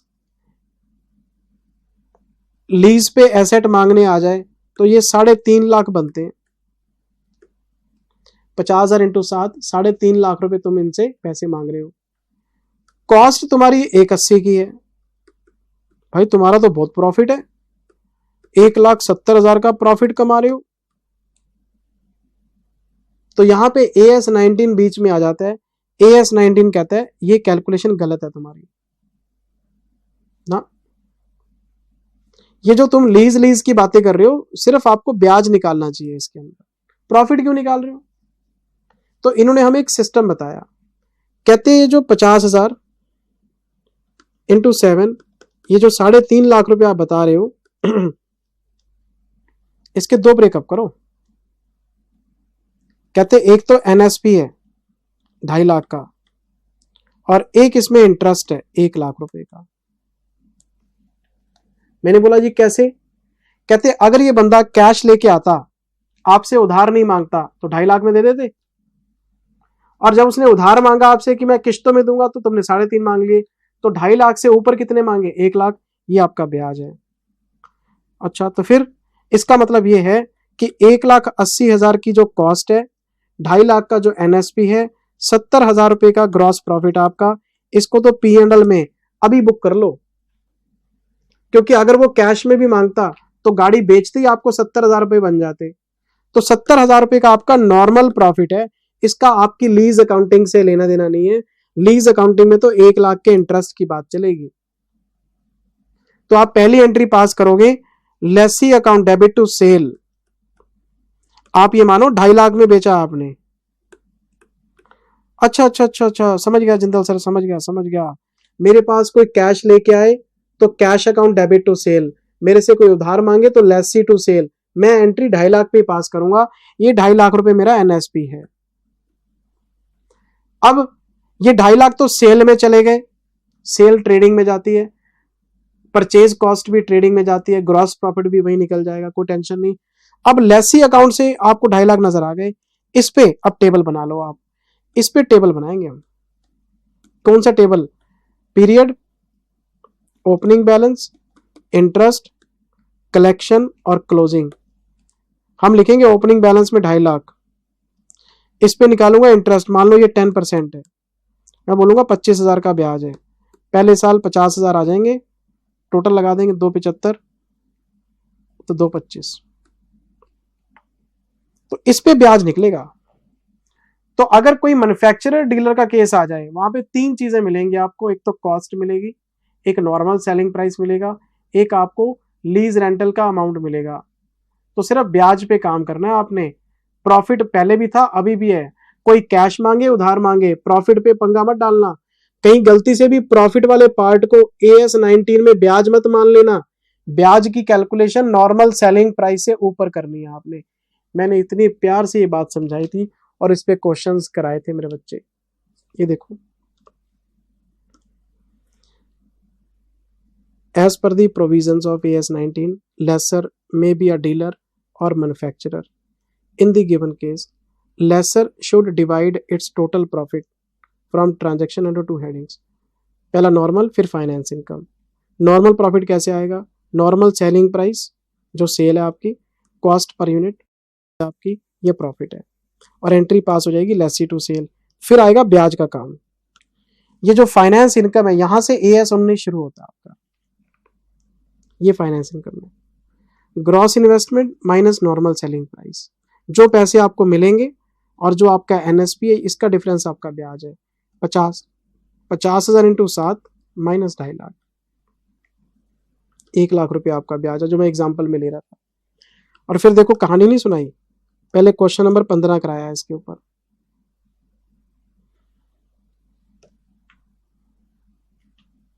फिर स्टेटमेंट बना के दिखाई आपको। फिर मैं आ गया कॉन्सेप्ट नंबर 4 में, ये था सेल एंड लीज बैक पे। सेल एंड लीज बैक पे ये आपको 2 तरीके से मिलेगा, ये फाइनेंस लीज में भी हो सकता है, ऑपरेटिंग लीज में भी हो सकता है। फाइनेंस लीज हो या ऑपरेटिंग लीज हो, नेचर तो सेम ही रहती है, अकाउंटिंग का फर्क है। मैंने इसमें एग्जांपल क्या लिया था कि एक सेलर है, एक बायर है, सेल्स एन एसेट। सेलर ने एक एसेट बायर को बेच दी, इसकी बुक्स में WDV पड़ी थी 10 लाख की और इसका सेलिंग प्राइस है 12 लाख का, प्रॉफिट हो गया इसे 2 लाख का। तो इस पे AS10 लगेगा। AS10 कहता है कि अगर आप किसी एसेट को बेचते हैं तो उसका नफा नुकसान P&L में चला जाएगा, तो ये 2 लाख रुपए P&L में डाल दो, क्या खास बात है। दिक्कत ये हो गई कि हमने इसी बायर से वही सेम एसेट लीज बैक करवा ली सेम डे। सेम डे होना चाहिए, आज ही सेल करी आज ही लीज करवा ली। तो यहां पे अकाउंटिंग स्टैंडर्ड 19 को प्रॉब्लम है कि आप एक एंट्री में तो एसेट को परचेज कर सेल करके दिखा रहे हो, अब आपने लीज बैक करवा ली, तो ये बंदा बन गया लेसर और आप बन गए लेसी। तो जब आप लेसी बन गए और फाइनेंस लीज का केस है, तो आप एक एंट्री पास करोगे, asset account debit to lessor, PV of MLP पे। तो कहते हैं हमें बेवकूफ समझा है क्या। फर्स्ट एंट्री में आप एसेट की सेल दिखा रहे हो, सेकंड एंट्री में आप फिर एसेट की परचेज दिखा रहे हो। तो फाइनेंस लीज आप देखो, सोचो जरा, पहले आप कह रहे हो जी एसेट बेच दी, फिर आप कह रहे हो जी एसेट खरीद ली, तो एसेट गई और फिर वापस आ गई, तो एसेट तो आपके पास ही है। जब एसेट बेच के वापस ले ली तो एसेट तो आपके पास ही है, हमें बेवकूफ क्यों बना रहे हो। जब एसेट दी और एसेट वापस ले ली तो फिर ये प्रॉफिट कैसा। एसेट आपके पास है, पहले आप मालिक थे अब किराएदार हैं, लेकिन आपकी किताबों में तो एसेट पहले भी थी अभी भी थी, तो प्रॉफिट किस चीज का। तो इस प्रॉफिट को रिकॉर्ड करने पे ऑब्जेक्शन लगा दिया, कहते हैं भाई इस प्रॉफिट को आप इमीडिएटली रिकॉर्ड नहीं कर सकते, इसको आप डेफर कर दो। हमने बोला जी ये प्रॉफिट कैसे रिकॉर्ड होगा, कहते अब आप लेसी बन गए हो, लेसी बन गए हो तो एसेट फिर वापस आ गई है, इस पे डेप्रिसिएशन निकालो, डेप्रिसिएशन की रेशियो बना लो ओवर द लीज पीरियड, और उस डेप्रिसिएशन की रेशियो में इस प्रॉफिट को बांटो। इधर से डेप्रिसिएशन P&L में जाएगा, उधर से प्रॉफिट क्रेडिट हो जाएगा, ये अलाउड है आपको। ये मैंने आपको फाइनेंस लीज में सेल एंड लीज बैक बताया था। फिर आपको मैंने ऑपरेटिंग लीज बताई थी कि अगर आपको sale and lease back operating lease में मिल जाए तो फिर आपको अलग तरीके से चलना है। क्यों, ऑपरेटिंग लीज के अंदर जब आप एसेट बेच रहे हैं और लीज बैक करवा रहे हैं तो एसेट वापस नहीं आती, ऑपरेटिंग लीज में एसेट रिकॉग्नाइज नहीं होती। तो बड़ा सिंपल सा केस था, कहते हैं इसमें 3 केस बना के दे रहे हैं आपको। पहला केस, सेलिंग प्राइस और फेयर वैल्यू बराबर है। मान लो एसेट का सेलिंग प्राइस है 10,000 और एसेट की फेयर वैल्यू भी 10,000, तो जो भी प्रॉफिट आएगा आप रिकॉर्ड कर लो। नहीं समझे बात, में लिख के देता हूं। पहला केस, एसेट की WDV है 10,000 रुपए, इसकी फेयर वैल्यू है, फेयर वैल्यू ये 11,000 रुपए, और जो सेलिंग प्राइस है ये भी 11,000 रुपए। तो ये केस बन गया फेयर वैल्यू सेलिंग प्राइस। ये इस बात को इंडिकेट करता है कि आपकी जो ट्रांजैक्शन हो रही है वो फेयर वैल्यू पे हो रही है, आपने कुछ मैनिपुलेशन नहीं करा। आपने कोई मैनिपुलेशन नहीं करा। आमतौर पे क्या माना जाता है, जब आप किसी बंदे को एसेट बेच रहे हो और फिर उसी से किराए पे ले रहे हो, तो आपका किराया और आपका सेलिंग प्राइस आपस में कहीं ना कहीं नेगोशिएटेड होगा। लेकिन अगर आपकी ट्रांजैक्शन ही फेयर वैल्यू पे हो रही है तो फिर आपका नेगोशिएशन है नहीं, फिर तो ट्रांजैक्शन आपकी ट्रांसपेरेंट है। तो फिर आप इसमें क्या करोगे, selling price, bank account debit 11,000 to asset 10,000 to P and L 1,000 आपको अलाउड है। अगर आपका सेलिंग प्राइस और आपकी फेयर वैल्यू बराबर है तो ऑपरेटिंग लीज के अंदर आप कोई भी नफा नुकसान आ जाए प्रॉफिट एंड लॉस में डाल सकते हो इमीडिएटली। इसको ट्रांसपेरेंट मान लेंगे हम। दूसरा केस इन्होंने जो हमें दिया, WDV 10,000, फेयर वैल्यू 11,000 और जो आपका सेलिंग प्राइस है ये मान लेते हैं 10,500 का है। इसका मतलब आपका जो सेलिंग प्राइस है,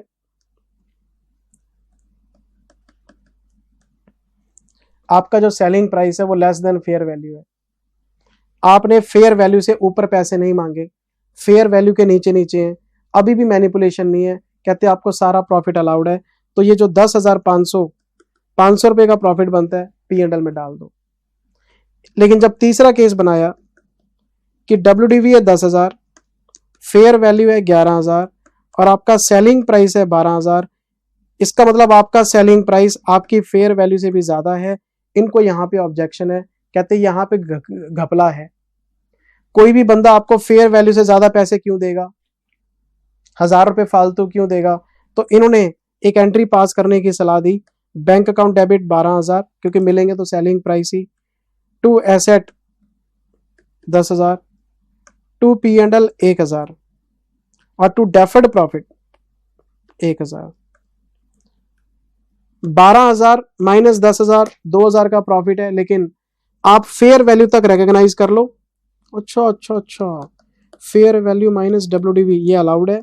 fair value, selling price minus fair value ये डेफर कर लो। टोटल प्रॉफिट आपका 2,000 है, 1,000 रुपए का अलाउड है फेयर वैल्यू तक, और जो एक्स्ट्रा प्रॉफिट आपको मिला है ये डेफर कर लो। हमने बोला जी अब इसको कैसे P&L में भेजेंगे, तो कहते हैं इसको SLM बेसिस पे लीज पीरियड में बांट दो। लीज आपकी 4 साल की है तो 250 रुपए हर साल अमोटाइज करते रहना। लीज आपकी 2 साल की है तो 500 अमोटाइज कर लेना। लीज आपकी 5 साल की है तो 200 रुपए कर लेना। तो डेफर टू P&L करते रहेंगे। यानी ऑपरेटिंग लीज में 3 में से एक केस में दिक्कत है, जब आपका सेलिंग प्राइस फेयर वैल्यू से ऊपर जाएगा तब डेफरमेंट आएगा, तो नफा नुकसान आपको डेफर करना पड़ेगा अपना। ये पॉइंट है, ये ध्यान रखना बेटे।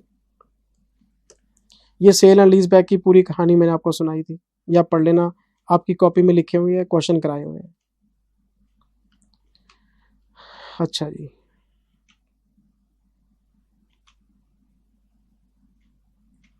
फिर आपको कुछ और कॉन्सेप्ट बताए थे। ये आगे थे मिसलेनियस पॉइंट्स। क्या मिसलेनियस पॉइंट्स, पहला इंक्रीमेंटल बोरिंग रेट। अगर किसी क्वेश्चन में IRR ना दे रखा हो या IRR ना निकल सकता हो तो आप इसमें इंक्रीमेंटल बोरिंग रेट यूज कर सकते हैं। इंक्रीमेंटल बोरिंग रेट का मतलब जिस रेट पे लेसी को बैंक से उधार मिलता है, अगर लेसी लेसर के पास नहीं जाता, बैंक के पास जाता, तो बैंक किस रेट पे इसको इंटरेस्ट, किस रेट पे इसको लोन देता, वो रेट पे आप अकाउंटिंग कर लो। लेकिन फर्स्ट प्रेफरेंस IRR है। अगर आपका IRR नहीं निकल सकता तो इंक्रीमेंटल बोरिंग रेट ले लो, कि अगर मैं आज लोन लेने जाता तो किस रेट पे मिलता, फिर वो रेट आपकी अकाउंटिंग में आ जाएगा। मैंने आज तक इसका कोई क्वेश्चन देखा नहीं, थ्योरेटिकल पॉइंट है। दूसरा इनिशियल डायरेक्ट कॉस्ट।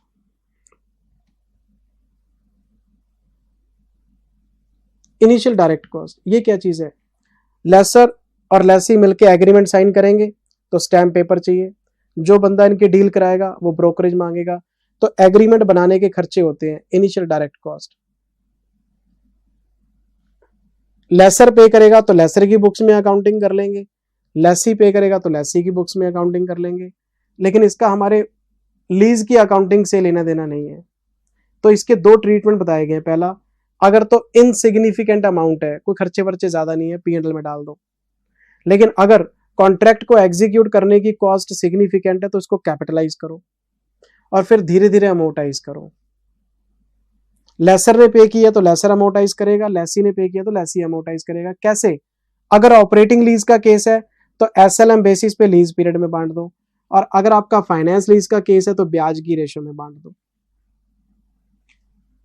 छोटी अमाउंट तुरंत राइट ऑफ कर दो, बड़ी अमाउंट कैपिटलाइज कर लो, धीरे धीरे राइट ऑफ कर लेना। ऑपरेटिंग लीज में SLM over the lease period, finance lease में ब्याज की रेशो में, और जो पार्टी पे करेगी वो अमोर्टाइज कर लेगी इसको। फिर तीसरा, ये एनुअल रिपेयर की बात की थी। अब एक बंदा अपनी एसेट दूसरे को दे रहा है तो एसेट तो रिपेयर मांगेगी, तो जो रिपेयर कराएगा वो अपने खर्चे में डाल लेगा। आमतौर पे लेसी रिपेयर कराता है एसेट को, तो एंट्री क्या पास होती है, repair account debit to bank, P and L to repair. तो रिपेयर एंड मेंटेनेंस का जो खर्चा पे करेगा वो अपने पी एंड एल में राइट ऑफ कर लेगा एज पर दी कॉन्ट्रैक्ट। लेकिन इन सारी चीजों का आपके पहले वाली अकाउंटिंग के साथ कोई लेना देना नहीं है। ये फालतू की एंट्री है, सब क्वेश्चंस में नहीं देखी गई, कम देखी गई है। फिर आपको बताया था मैंने कंटिंजेंट रेंट। लेसर ने लेसी को अपनी एसेट किराए पे दे दी, उसको बोला 4 साल के लिए दे रहा हूं, 1-1 लाख रुपए दे देना 4 साल तक। कहता ठीक है जी। अब लेसर को होगी टेंशन, कहता यार अगर इसने एसेट का मिसयूज किया, दिन रात काम किया डबल कैपेसिटी पे, मेरी तो एसेट ही खत्म कर देगा। तो उसको साथ में बोला लाख रुपए तो ठीक है, प्लस तुम जितने यूनिट्स बनाओगे ना उन यूनिट्स के हिसाब से भी पैसे लूंगा, कि तुमने अगर 5000 यूनिट बनाए तो ठीक है, 5000 से ऊपर बनाओगे तो मैं यूनिट के हिसाब से पैसे और लूंगा। तो ये कंटिंजेंट रेंट है।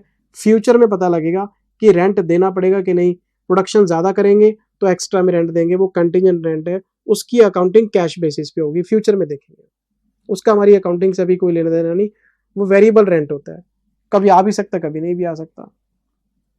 ये आपको बताया था मैंने। फिर क्वेश्चन कराया, फिर thank you, best of luck, Jindal साहब का नाम आ गया और AS19 कंप्लीट हो गया। मैं तो बेटे जितना आपको पढ़ा सकता था पढ़ाया, जितना रिवाइज करा सकता था वो रिवाइज कराया, लेकिन अल्टीमेट गेम तो आपके हाथ में है पढ़ने की, कि आप कितना एफर्ट डालते हो। क्वेश्चंस करना आपका काम, पढ़ना आपका काम, पास और फेल का रिस्क आपका, तो आपके हाथ में है सब कुछ। Thank you very much, take care, bye bye. Next video में कुछ नया रिवाइज कराऊंगा आपको। अब फटाफट से कर लो प्लीज, अब ब्लेम नहीं होना चाहिए आपका।